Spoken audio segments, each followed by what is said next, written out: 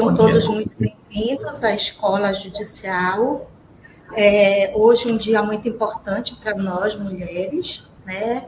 A classe feminina. A escola ela é composta em 70% mais ou menos do público feminino. E, então, em nome do Tribunal, em especial da Escola Judicial do Poder Judiciário do Estado do Pará, agradecemos a presença de todos e principalmente do doutor Helenilson para ter disponibilizado esse tempinho para conversar aqui um pouquinho com a gente nesse dia tão especial. Hoje nós vamos falar sobre um webinário, a importância da saúde mental da mulher. Dr. Helenilson José Santos da Costa, ele é médico psiquiatra, membro da Associação Brasileira de Psiquiatria, professor do curso de Medicina da FUCESUPA e perito oficial da Polícia Científica do Pará. Doutor Helenilson, muito obrigada pelo senhor ter disponibilizado seu tempinho para estar aqui com a gente. E o senhor fique à vontade. Muito obrigada. Muito obrigado, primeiramente, um bom dia a todos, a todas. Quero agradecer pelo convite que foi feito e parabenizar hoje pelo Dia das Mulheres. Nós vamos procurar abordar aqui não somente a parte da ansiedade, mas iremos abordar também alguns sintomas também que estão ligados ao processo depressivo.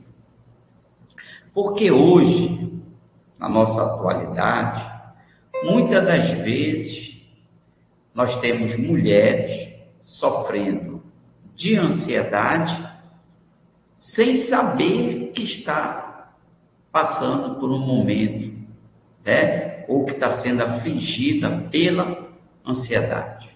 Está sendo atingida, e está sendo limitada por esta patologia, porque nós poderíamos dizer que a ansiedade chega a ser uma patologia, chega a ser uma doença, chega a ser uma perturbação da saúde mental.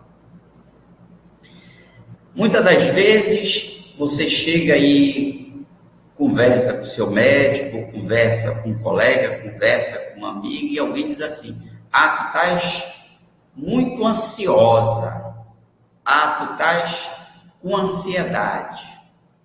Aí vem a pergunta: é ruim ter ansiedade? Na realidade, vamos abrir um parêntese aqui e falarmos da ansiedade. A ansiedade é um sintoma fisiológico e nosso. É um sintoma normal, que ele tem um período de tempo. A ansiedade, se eu estou frente a algum evento estressor, isso pode gerar uma ansiedade.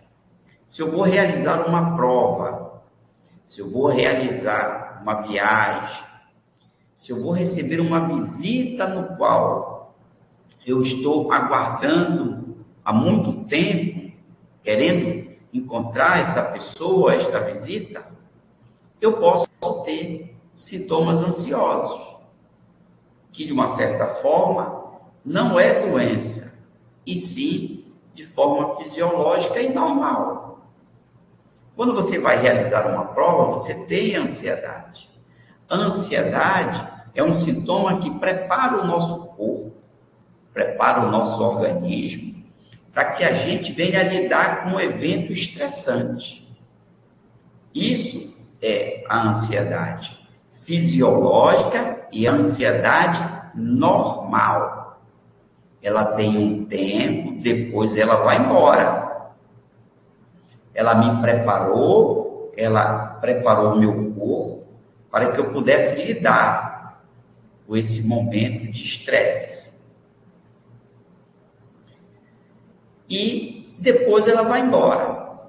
O que acontece? Muitas das vezes, esse sintoma, ele não vai mais embora. Ele fica no seu corpo. Ele fica durante ou o dia todo ou a maior parte do dia. Ele fica ali lhe perturbando.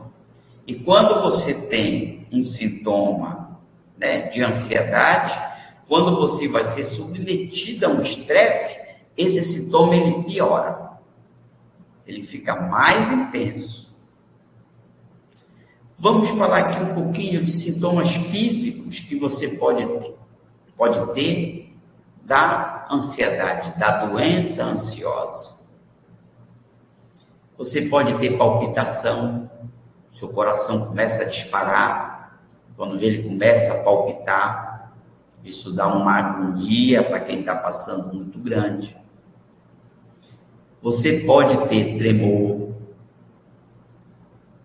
você pode ter falta de ar, você pode ter uma sensação de entalo na garganta, uma sensação de sufocamento, como se tivesse alguma coisa na sua garganta estranha, dificuldade de deglutir, parece que respira, parece que o ar não vai para o pulmão, uma agonia na barriga, uma sensação muitas das vezes que parece que tem uma urgência para ir no banheiro, para urinar, ou até às vezes para defecar, levando a diarreia nos quadros mais graves. Muitas das vezes, esses pacientes com esses sintomas de palpitação, tremor, a mão fica dormente, tem falta de ar, muitas das vezes se inicia a procura e um atendimento em cardiologia. Muitas das vezes se vai para diversas urgências, de UPA, em urgência de pronto atendimento nos hospitais, porque você acha que deve estar infartando. Às vezes pode dar tonteira, você pode até desmaiar. Chega com esses sintomas no pronto atendimento, achando muitas das vezes que está tendo um derrame. Eu estou tendo um derrame, né? Que é um AVC ou um AVE, porque tem dormência. E quando se faz todos os seus exames, dá tudo normal. Dá tudo normal. E muitas das vezes quem tem esse quadro clínico começa a se perguntar, mas como se eu estou sentindo tudo isso? Como é que o meu exame deu todo normal? Não dá nada. O meu eletro deu normal. Os meus exames de sangue deu normal. Eu fiz uma tomografia, deu normal. É porque você já deve estar sendo atingido pela doença ansiosa. E nós não temos, dentro das doenças ansiosas, nós não temos somente uma doença. Na realidade, a ansiedade é um grupo de doenças. É um grupo de doenças que termina lhe atingindo. Dentro desse grupo de doenças, a mais comum e que termina atingindo o maior número de mulheres é o transtorno de ansiedade generalizada, com a sigla chamada de TAG, transtorno de ansiedade generalizada. Esse é o mais comum. Dentro desse diagnóstico do TAG, dentro dessa doença ansiosa, que é mais comum, é a mais frequente dentro dos ambulatórios, e a doença ansiosa ela termina acometendo um número maior de mulheres do que de homens, muito provavelmente pelas mudanças hormonais que a mulher tem no seu ciclo menstrual durante o mês. Então, falando do transtorno de ansiedade generalizada, você muitas das vezes tem a palpitação, tem a falta de ar, tem o tremor, e tem um ponto importantíssimo, dificuldade de dormir à noite. Você já verificou se você dorme bem à noite? A dificuldade de dormir à noite já pode ser um sintoma de ansiedade. Não dorme meia-noite porque tem ansiedade. Eu vou descrever mais ou menos aqui. Quem tem ansiedade, como é que fica à noite? Parece que o cérebro não quer parar. Ele não quer parar de trabalhar. Ele fica cheio de pensamento. É um cérebro acelerado. É o que nós chamamos, dentro da saúde mental, de uma mente inquieta. Aquela mente que não relaxa. Tu acabou de trabalhar, chegou na tua casa, e na hora de que você vai descansar, parece que o trabalho, o emprego não saiu da cabeça. Está pensando já no outro dia o que vai ter que fazer, o que vai ter que preparar, e parece que o cérebro não descansa, ele não para um minuto, e fica aqueles pensamentos a noite toda. Já pode ser um sinal, sintoma de doença ansiosa. Já pode ser o transtorno de ansiedade generalizado, já aí segurando.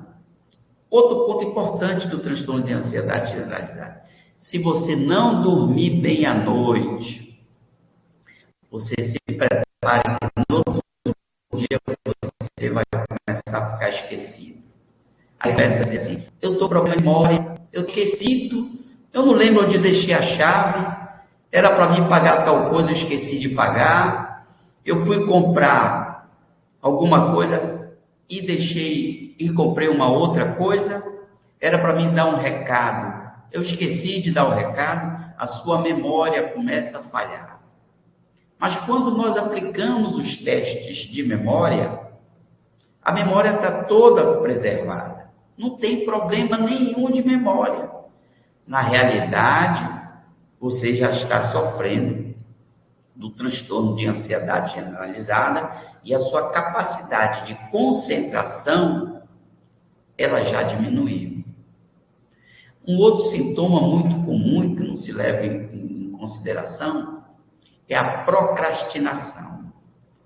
Quando você começa a procrastinar as suas atividades de forma permanente, deixando sempre para resolver as coisas em cima da hora, deixando o tempo passar, não resolvendo logo tudo, você se prepare, porque muito provavelmente essa procrastinação já é o transtorno de ansiedade generalizada. As mulheres, é muito comum em mulher o transtorno de ansiedade generalizado levar à queda de cabelo. Comum. Mas a mulher, quando ela está tendo queda de cabelo, ela não vai procurar atendimento na saúde mental. Ela não vai. Ela vai aonde? Vai logo no dermatologista.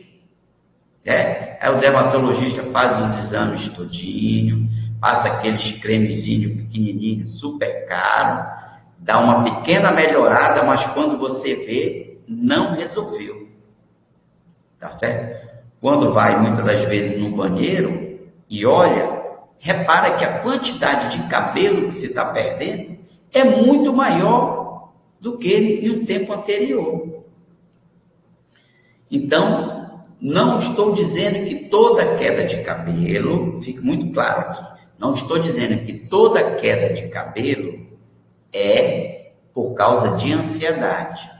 Mas se você tem uma queda de cabelo mais intensa e que não tem uma explicação e que os tratamentos não estão resolvendo, muito provavelmente essa queda de cabelo ela está ligada à ansiedade. Quando você trata a ansiedade, melhora. Eu já tive pacientes minhas de consultório que ficaram em determinadas regiões do couro cabeludo careca, sem cabelo nenhum, em formato assim de uma moeda redondinho, sem cabelo algum naquela área. Algumas ficaram com pouco cabelo, a queda intensa, e procuraram outros tratamentos e não se resolveu.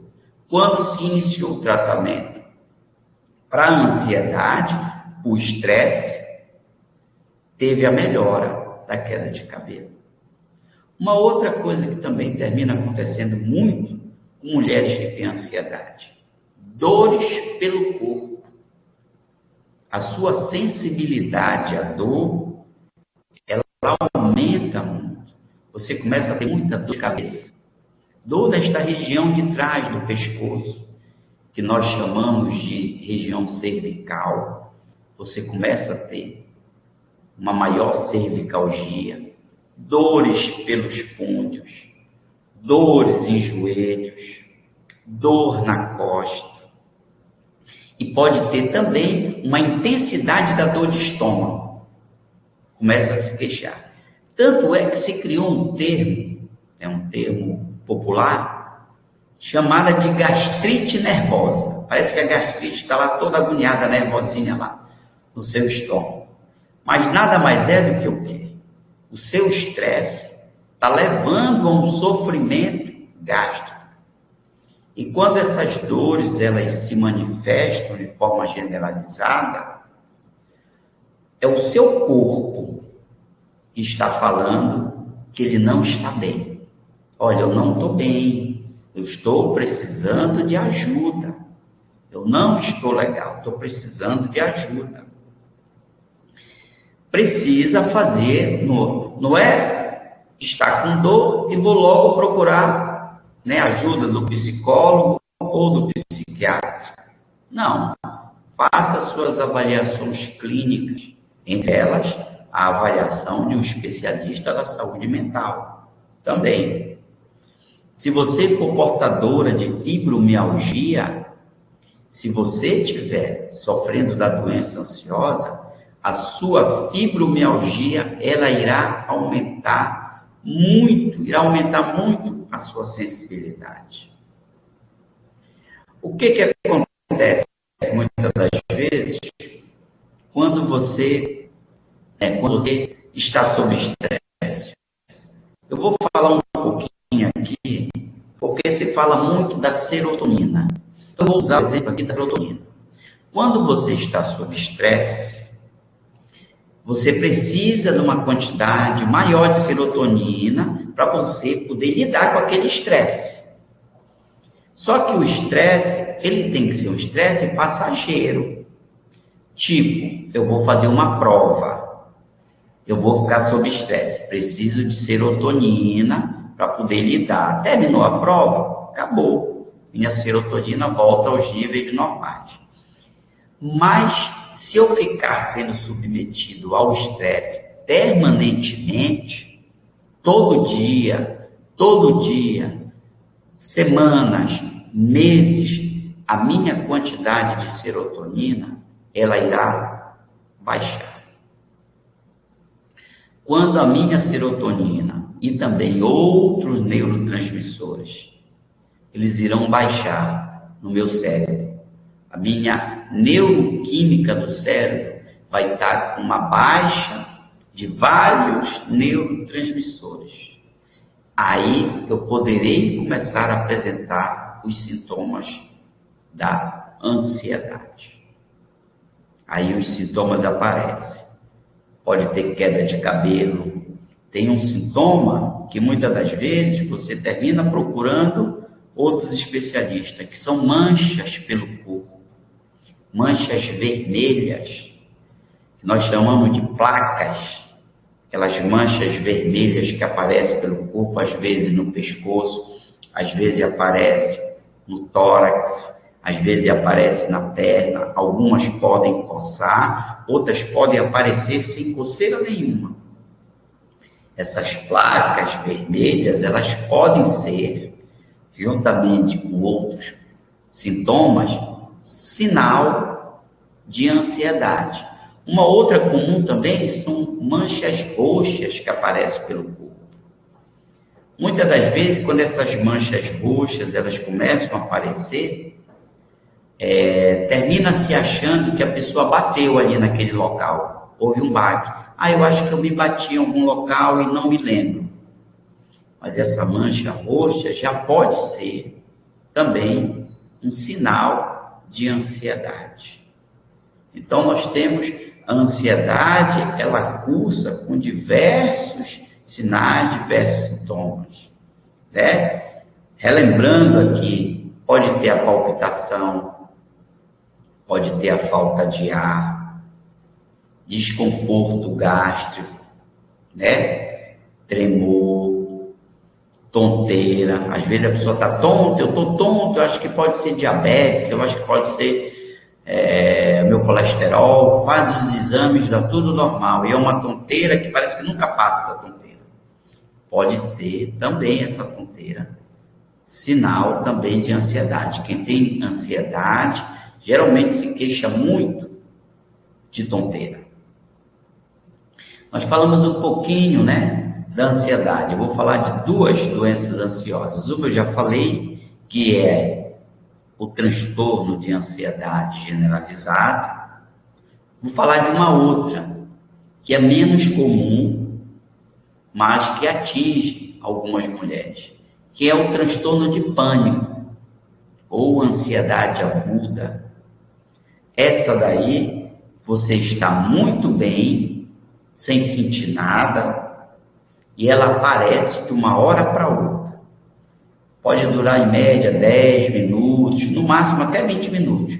Ela te dá um ataque cardíaco grande, te dá uma falta de ar, tremor. Quem tem um ataque desse, um ataque de pânico, acha que na hora tá para morrer, acha que vai morrer na hora. Acho que vai dizer assim, olha, agora eu acho que eu vou morrer, me leva para o hospital, eu estou tendo um AVC, ou estou infartando. E quando chega no hospital, faz todos os exames, tudo normal. Só que esse daí, diferente da ansiedade generalizada, que ela é menos intensa, mas ela fica o dia todinho te perturbando, esse daí, ela te pega de uma hora para outra, tum! Aí tu me leva para o hospital. Tá? Então, esse é uma outra doença ansiosa. Então, quando se fala de ansiedade, nós temos diversas doenças ansiosas. É muito genérico se falar só, estás com ansiedade. Pode ser uma ansiedade fisiológica normal, ou pode ser uma ansiedade patológica, que seriam as doenças ansiosas, que são várias. Falei aqui de duas, as mais comuns, que é o transtorno de ansiedade generalizada e o transtorno de pânico. Geralmente, quem tem ansiedade, um minutinho, vou tomar um copo de água.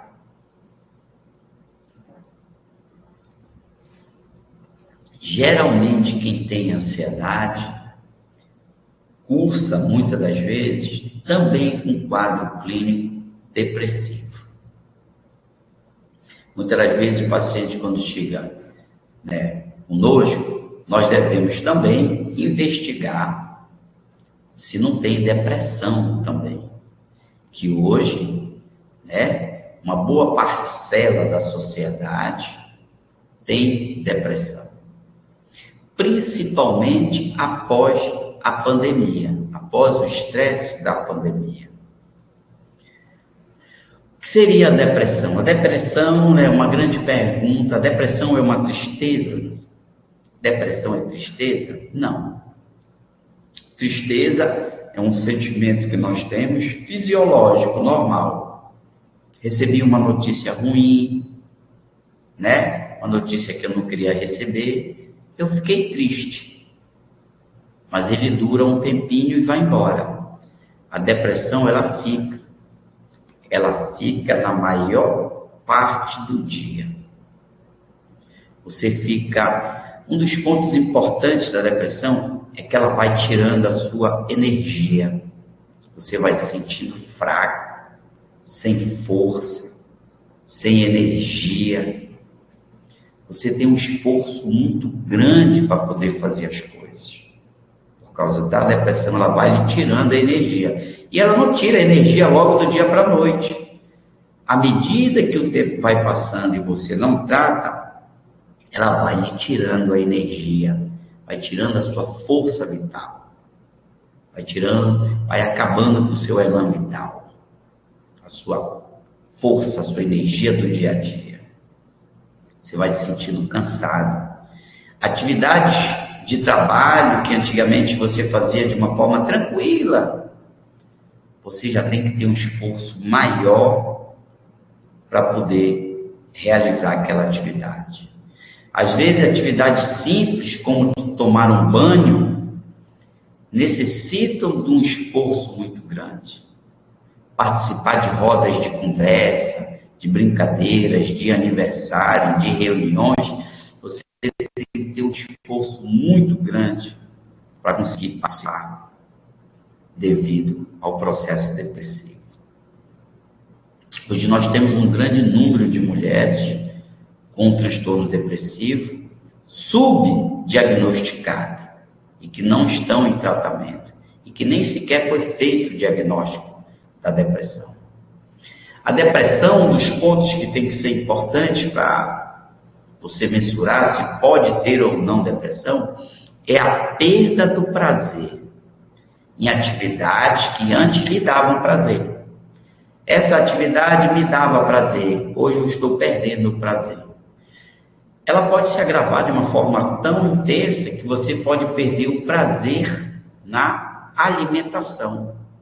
A comida parece que perde o sabor.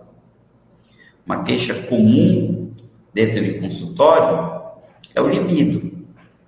Há uma queixa frequente das mulheres da diminuição ou ausência do libido.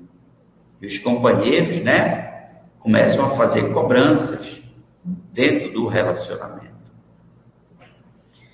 E o que acontece? Muitas das vezes, essas mulheres, elas estão sofrendo de um processo depressivo. O processo depressivo, ele pode diminuir ou deixar ausente o seu libido. Mas eu volto a ressaltar, não é porque o libido diminuiu que eu vou procurar logo a ajuda de alguém da saúde mental, ou um psiquiatra, um psicólogo. Não. Faça uma consulta com a sua ginecologista, com o seu ginecologista, dose os seus hormônios, veja se está tudo bem, olha, está tudo direitinho, está tudo bem, aí sim, procure um especialista para verificar, porque a diminuição do libido ele pode estar relacionado à depressão e também à ansiedade. A depressão também mexe na sua memória, você fica mais esquecido. Para você sair de casa e participar de algumas atividades, muitas das vezes, com a depressão, você tem que fazer um esforço muito grande. O que acontece? Se tem uma impressão errada, porque muitas das vezes você encontra uma mulher com seu batom, Hoje foi dada a história do batom, o seu batom vermelho, toda arrumada. Aí alguém diz assim, a fulana não tem depressão, olha como ela está toda pronta, está toda arrumada. Existe o que nós chamamos de máscara da depressão. Você, quando vai lidar com alguém, ou vai sair de casa, você se arruma para não demonstrar o quanto você está doente, o quanto você está depressivo. E muitas das vezes, isso demanda um esforço mental muito grande para você se arrumar todo e fazer essa representação frente às pessoas para que ninguém veja que você está com depressão. E quando você chega em casa, chega na sua casa, você tira tudo e realmente você coloca a sua verdadeira face, realmente como você está. Só que a depressão, ela pode se agravar, ela pode se tornar mais grave, que até essa capacidade de você se arrumar, passar o seu batom, ajeitar o cabelo, você vai perdendo essa autonomia, você vai perdendo essa capacidade. Significa o quê? Que a depressão está se tornando mais grave. Hoje, a depressão é um dos principais fatores de risco para o suicídio. E erradamente se acha que só tem depressão quem tem muita preocupação. Como eu falei um pouquinho, a química cerebral ela se altera. E nós temos depressão até em meninas, crianças. Nós temos depressão em adolescentes, meninas, adolescentes. Nós temos depressão em idosas. Então, a depressão, ela pode pegar você em qualquer faixa etária. Só que quando você está no mercado de trabalho e tem mais compromissos, a mulher ela tem uma dupla jornada de trabalho, ela trabalha fora de casa e muitas das vezes quando chega em casa ela tem trabalho em casa. Então ela é submetida a uma quantidade de estresse maior. Isso pode agravar ainda mais a depressão. E com a depressão vem o risco do suicídio. É um dos principais fatores de risco hoje para suicídio é a depressão. E vou tirar aqui um mito que se coloca aí e que se acredita que seja uma verdade. E não é. Se diz assim, quem quer se matar não avisa, vai e faz.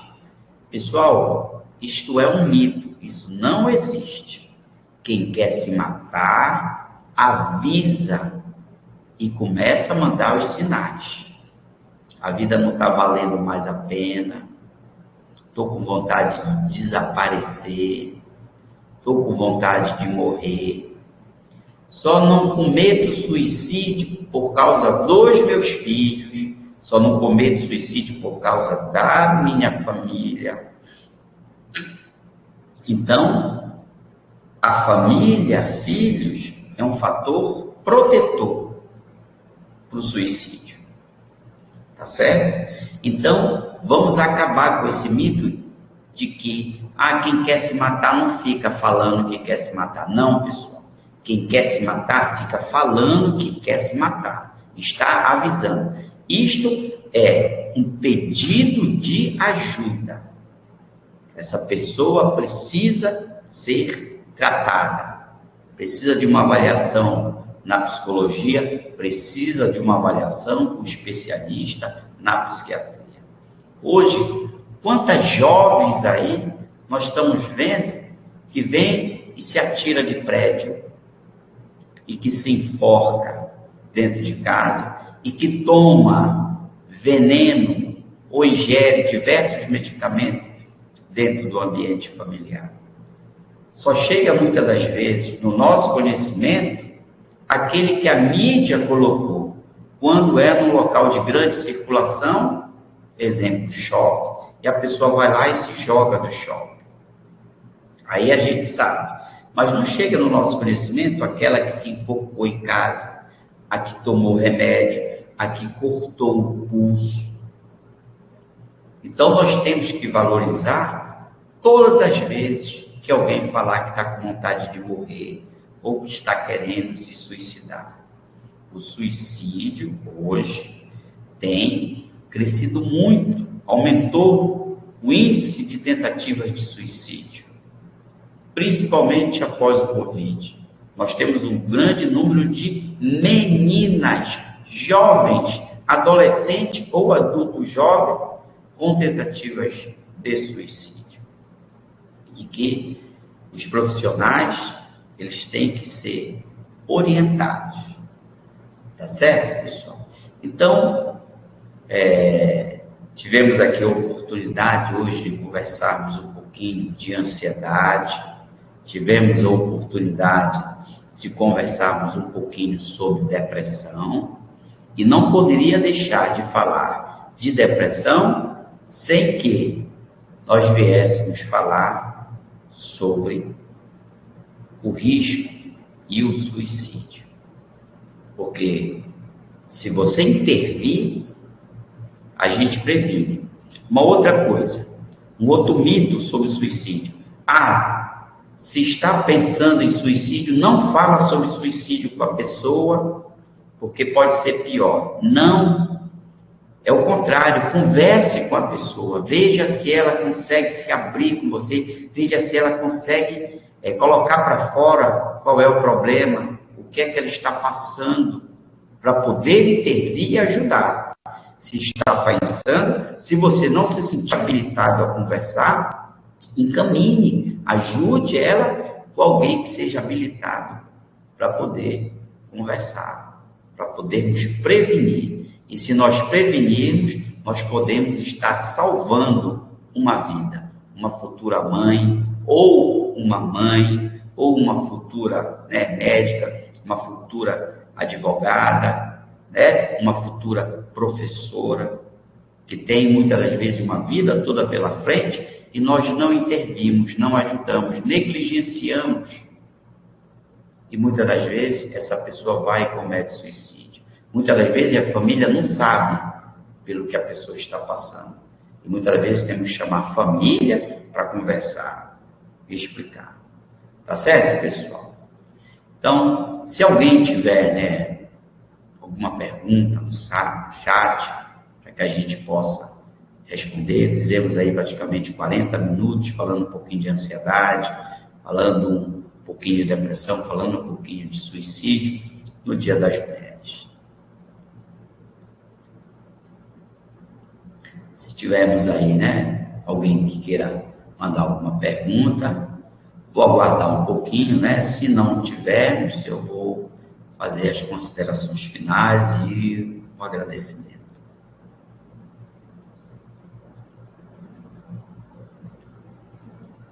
Espero que a nossa palestra tenha, de certa forma, ajudado, que tenha, de certa forma, colaborado.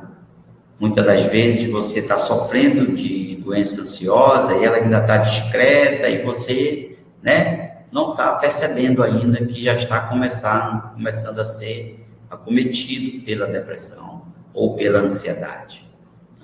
Às vezes não dorme bem, já pode ser um sintoma de ansiedade.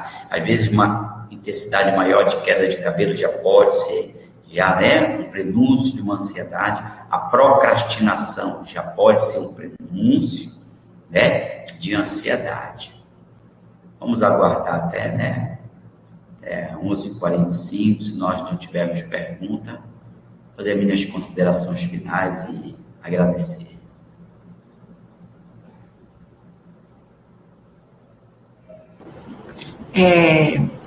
Doutor, nós temos uma pergunta aqui da Iracema, olha, aqui no chat.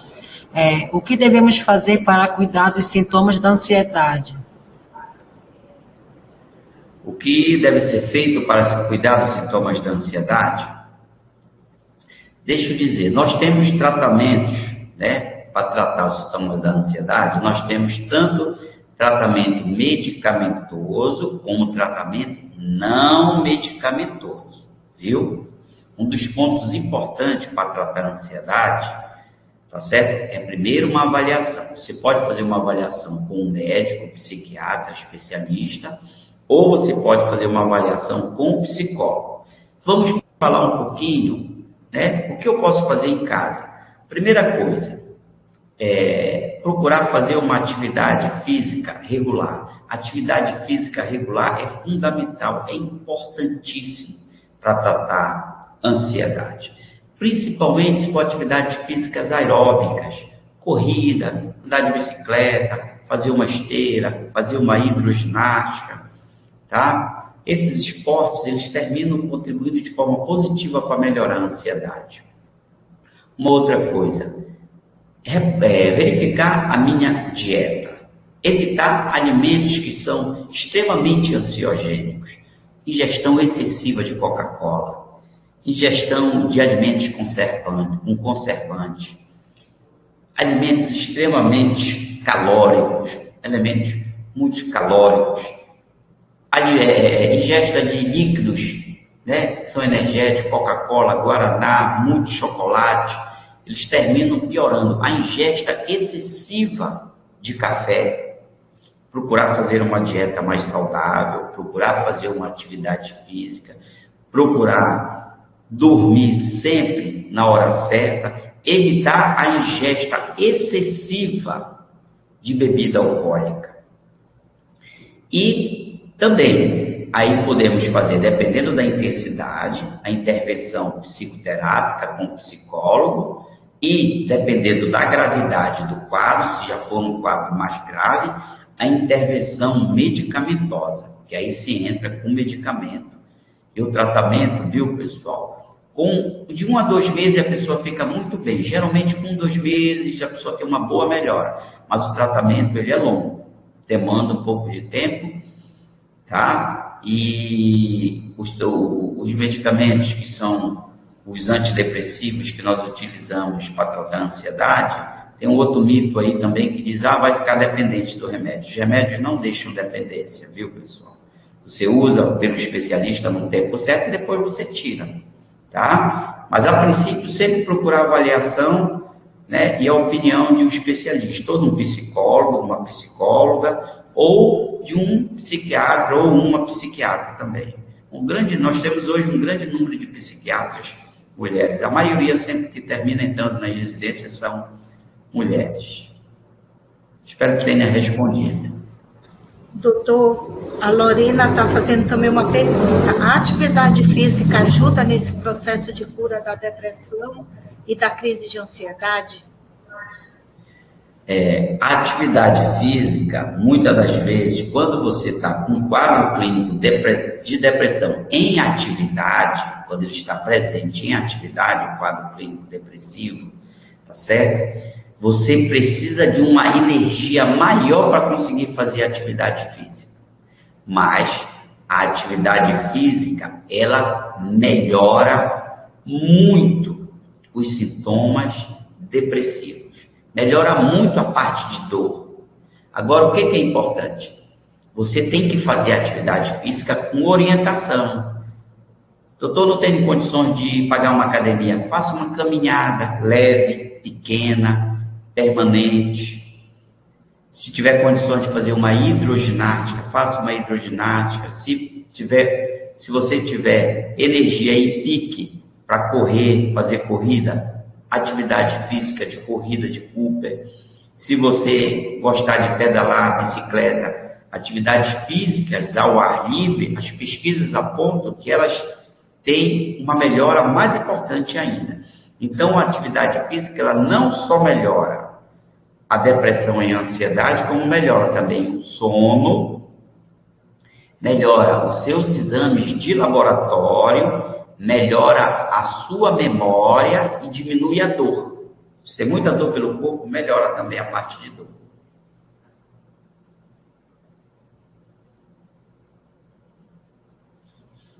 Desculpe.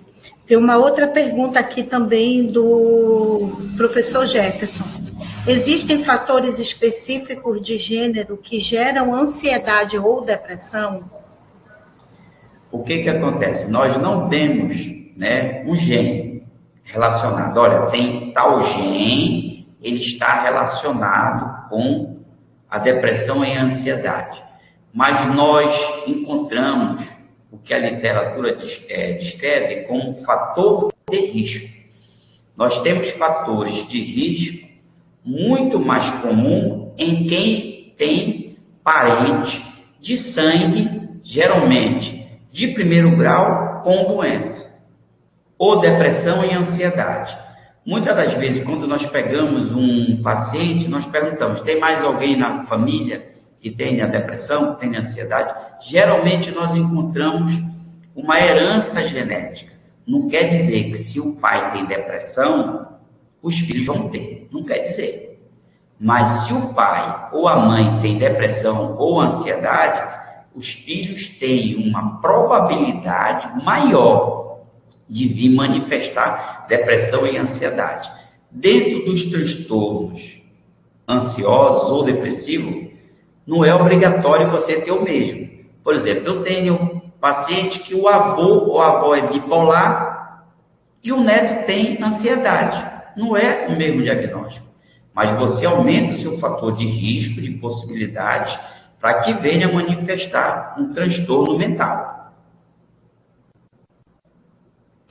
Nós estamos recebendo aqui várias mensagens agradecendo pelos esclarecimentos. Realmente, nós vivemos num mundo hoje que estamos todo o tempo acelerados, né? As mulheres têm se multiplicado porque elas trabalham, têm o trabalho fora, têm o trabalho de casa, têm o cuidado com as crianças. E cada vez mais a gente tem visto as pessoas do sexo feminino apresentando isso. Muitas nem sabem, como uma colega nossa estava falando há pouco aqui. É difícil a gente identificar, né? Às vezes, realmente, a gente precisa da ajuda de um profissional para dizer que realmente nós estamos doentes, precisando de cuidado também, porque nós só pensamos em cuidar de todo mundo e esquecemos de nós. Esquecemos da gente, isso. Entendeu? Então, essa procura realmente pela ajuda, pela busca de um conselho, de um profissional, às vezes não queremos admitir que estamos doentes, né? Achamos que é mesmo do dia a dia, é pelo cansaço, porque eu estou trabalhando muito, estou dormindo muito tarde, estou acordando muito cedo, e a gente acaba, quando consegue ter a fala de um profissional, como o senhor hoje esteve aqui conosco, e apresenta esse tipo de sintomas, quando parece que a gente vai se identificando, meu Deus, mas eu realmente estou tendo isso, estou tendo aquilo, a gente começa a se identificar com a real situação em que nós estamos vivendo, né? Então, realmente, foi muito bom. Infelizmente, é um horário de trabalho, poucas pessoas puderam estar mais aqui com a gente, dentro do tribunal, mas vamos pensar numa outra oportunidade, porque é o assunto que realmente a gente precisa tratar, né? A gente precisa trazer melhor essa abordagem para que as pessoas possam se identificar. E então a gente vai ver um outro momento, doutor, para que a gente possa estar num horário que seja até um pouco mais acessível, para que outras pessoas possam participar. Mas hoje, realmente, aqui na escola, a gente está vendo, a gente está conversando também aqui pelo nosso grupo, e a gente percebeu que o quanto é relevante a gente estar trazendo essa abordagem. Então, muito obrigada, eu fico muito feliz de ter o senhor aqui, de ter aceitado o nosso convite. Infelizmente, a nossa diretora está em assunto institucional, né? Ela não pôde estar presente, a nossa secretária também, mas eu tenho certeza que se elas estivessem aqui, elas estariam aqui com o senhor também participando. Então, nós queremos muito agradecer em nome da escola, da nossa diretora, da desembargadora Célia Regina, e da nossa secretária, a doutora Cristiane, a sua presença, que foi muito importante para a gente trazer essa abordagem, tá? E dizer também que nós estamos à disposição. O senhor querendo vir aqui nos visitar, estamos abertos. Gostaríamos de agradecer também às pessoas que estão nos assistindo, que tiveram a possibilidade de estar presente esse momento aqui conosco. Eu quero deixar aqui o meu agradecimento a todas as pessoas que participaram, procurei colocar de uma forma que ficasse simples de se entender e você poder se identificar também alguns sintomas ou sinais que você possa ter que achava que não era nada e que já pode ser um sinal que precisa de uma intervenção. Pessoal, o meu muito obrigado, novamente, parabéns a todos. Se nós tivermos uma outra oportunidade, nós conseguimos conciliar o meu tempo com a disponibilidade, eu também estou à disposição. Muito obrigado, bom almoço a todas vocês, parabéns. Muito obrigada, doutor, pela sua presença.